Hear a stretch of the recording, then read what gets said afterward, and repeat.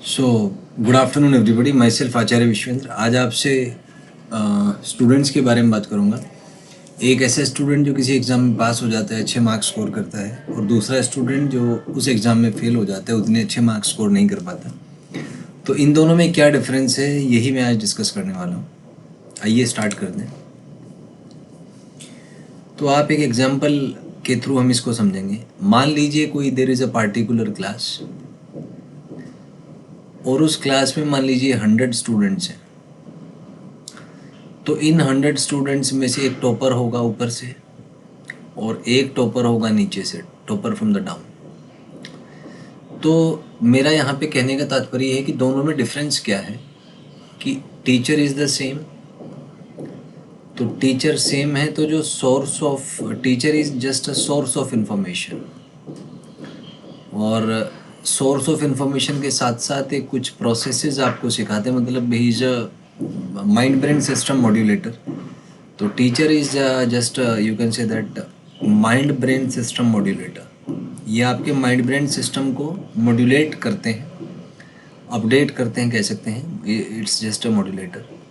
So it is the same for both the students. तो ऐसा क्यों है कि एक स्टूडेंट ऊपर से टॉप करता है तो एक नीचे से टॉप करता है?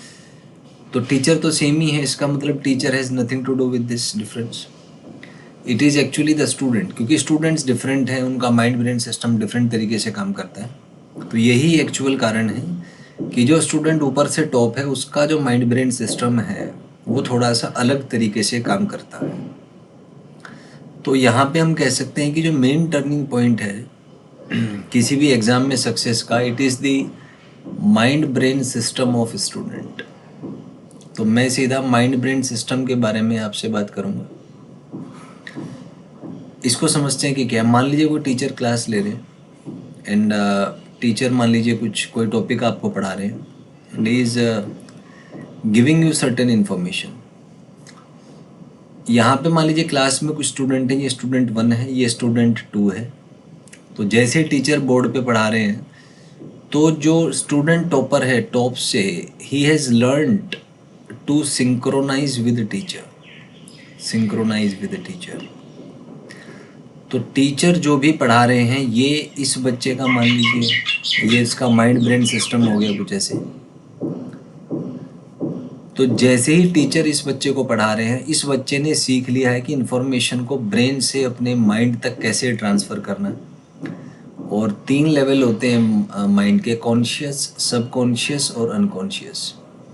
तो ये जो ऊपर से टॉपर है बच्चा, उसने सीख लिया है कि टीचर जो भी इन्फॉर्मेशन हमें दे रहे हैं उसको अपने ब्रेन तक कैसे ट्रांसफ़र करना है, और ब्रेन से फिर माइंड में कैसे उसको ट्रांसफ़र करना है, और माइंड में भी अनकॉन्शियस माइंड तक कैसे ट्रांसफ़र करना है। तो इसको थोड़ा सा डिटेल में हम समझेंगे। आप ऐसे मान लीजिए, ये तो आप जानते ही होंगे कि हमारा जो ब्रेन है, मैं पहले डिस्कस कर चुका हूँ, रफली इसका स्ट्रक्चर कुछ ऐसा होता है। ब्रेन से अटैच्ड या ब्रेन के थ्रू लिंक्ड होता है आपका माइंड, और उस माइंड के 3 लेवल होते हैं। ये फिजियोलॉजिकल और साइकोलॉजिकल दोनों लेवल्स पे डिफाइंड है। तो this is your conscious mind, subconscious mind and unconscious mind. तो ये जो मॉडल है, ये एक्चुअली सिगमंड फ्रूड एक साइकोलॉजिस्ट थे, उनका मॉडल है। उन्होंने इसको प्रपोज किया था। सिगमंड फ्रूड एक बहुत बड़ा नाम है साइकोलॉजी की दुनिया में।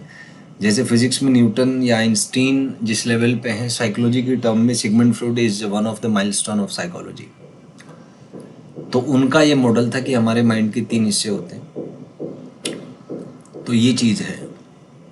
अब मैं इसमें ये सोचता हूँ कि माइंड और brain, how they interact and how they work as a system. क्योंकि जो स्टूडेंट ऊपर से जो टॉप करता है क्लास में, उसके पास भी एक तो ब्रेन है, एक माइंड है। टीचर सभी बच्चों का सेम है। रिजल्ट बच्चों के अगर डिफरेंट हैं तो टीचर तो सेम ही है सभी बच्चों का। तो अगर टीचर की वजह से रिजल्ट डिफरेंट आता, तो सभी बच्चे टॉप करने चाहिए थे या सभी बच्चे फेल होने चाहिए थे। तो ऐसा क्यों है कि कुछ ही बच्चे टॉप करते हैं और बाकी बच्चे फेल होते हैं? तो इसका मतलब है कि टीचर का नहीं, उसमें उन बच्चों के माइंड ब्रेन सिस्टम का कुछ यूज़ है। इसको अगर हम साइंटिफिक तरीके से डील करें, so we can see this thing from the analysis. So the next question comes is that what is that which differentiate between a good student, a student who is capable to solve question, and a bad student? So certainly it has something to do with the mind brain system of the student. तो जो student topper है ऊपर से, उसने सीख लिया है कि इंफॉर्मेशन को अपने ब्रेन से माइंड तक कैसे ट्रांसफ़र करना है, और माइंड में भी कॉन्शियस से सबकॉन्शियस और सबकॉन्शियस से अनकॉन्शियस माइंड में कैसे ट्रांसफ़र करना। तो आपने गूगल ड्राइव का नाम सुना होगा। तो जो हमारा माइंड है, it's just like the Google drive, जहाँ पे इंफॉर्मेशन को हम अपलोड कर देते हैं ताकि समय पड़ने पर उसको आप डाउनलोड करके यूज़ कर पाए। ये होता भी है। आप जब पढ़ते हैं, कोई स्टूडेंट जब पढ़ रहा है, तो वो इन्फॉर्मेशन को एक बहुत ही फंडामेंटल न्यूरोलॉजिकल लेवल पे इन्फॉर्मेशन को स्टोर कर रहा है अपने माइंड में, और जब वो क्वेश्चन उससे पूछे जाते हैं, जब टेस्ट लिए जाते हैं, तो रिवर्स प्रोसेस होता है। वो डाउनलोड करता है उस अपलोडेड इन्फॉर्मेशन को जो उसके माइंड में स्टोर्ड है। तो ये तो जैसे अपलोडिंग मैकेनिज़्म हो गया। डाउनलोडिंग मैकेनिज़्म वो इसका उल्टा करेगा। इन्फॉर्मेशन को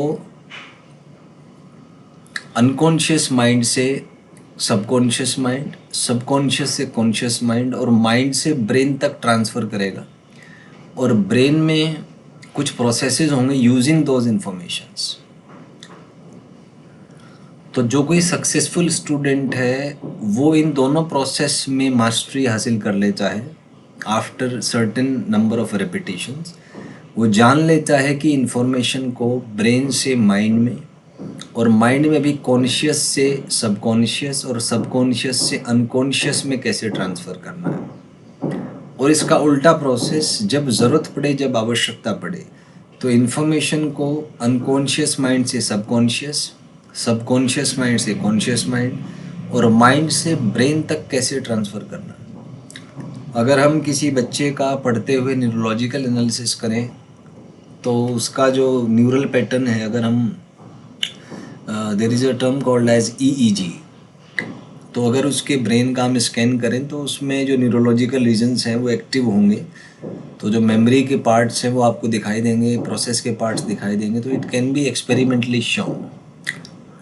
मेरी बुक है एक, लाइफ बियॉन्ड इन्फॉर्मेशन, तो उसमें ये सारे जो मैकेनिज़म्स हैं वो मैंने सारे विद डायग्राम्स डिस्कस किए हुए हैं। This is the actual mechanism, it's not a philosophical thing only, it happens at the neurological और द फिजियोलॉजिकल लेवल ऑल्सो।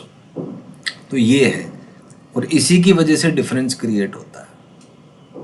तो मेरा इसमें व्यू पॉइंट ये है कि ये जो प्रोसेस है ब्रेन और माइंड को एज अ सिस्टम काम कराने का, तो ये जो प्रोसेस है माइंड और ब्रेन को सिस्टम एज ए सिस्टम काम कराने का, इसको मैं नाम दे देता हूँ mind brain algorithms. This is for the mind brain algorithms. वैसे आपको पता होगा कि गूगल जो एल्गोरिथम यूज़ करता है इन्फॉर्मेशन को फैच करने के लिए फ्रॉम द अबंडेंट डेटा, हमारा माइंड भी उसी तरीके से इन्फॉर्मेशन को फैच करता है। आप अपने आप से पूछें, कुछ वर्ड्स में बोलूँगा, बिल्ली, चूहा, आम, अमरूद, एप्पल, कार, बाइक।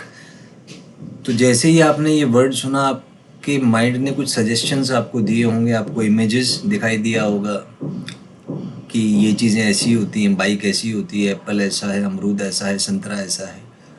प्लस इनका टेस्ट भी आपको थोड़ा थोड़ा फील हुआ होगा, क्योंकि ये सारी इन्फॉर्मेशन आपके माइंड में फिल्ड है। आपको जस्ट वो एक्सेस मैकेनिज़्म आना चाहिए कि उसको जो इन्फॉर्मेशन मान लीजिए अनकॉन्शियस माइंड में है, कि उसको अपने कॉन्शियस माइंड या ब्रेन तक कैसे ट्रांसफ़र करें।